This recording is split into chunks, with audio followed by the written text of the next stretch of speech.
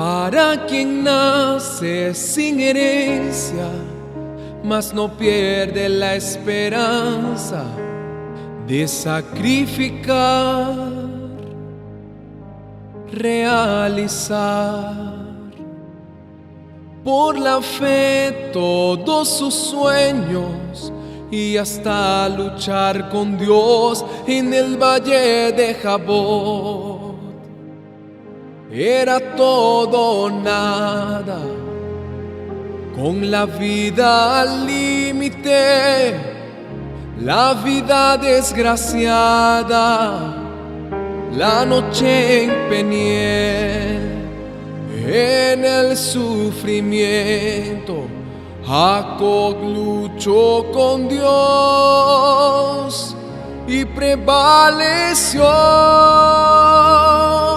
Hubo una lucha, creador, criatura, a los ojos del mundo parece locura, mas rayó el día, se aclaró el cielo, Jacob se tornó Israel y recibió la bendición de Dios. Hubo una lucha, creador, criatura, a los ojos del mundo parece locura, mas rayó el día, se aclaró el cielo, Jacob se tornó Israel y recibió la bendición de Dios.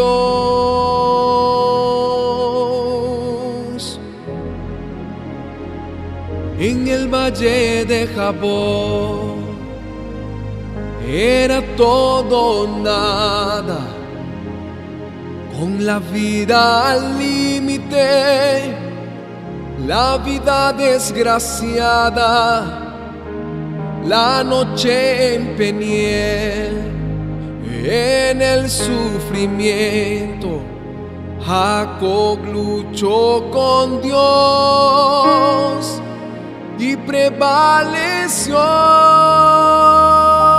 Hubo una lucha, creador, criatura, a los ojos del mundo parece locura, mas rayó el día, se aclaró el cielo, Jacob se tornó Israel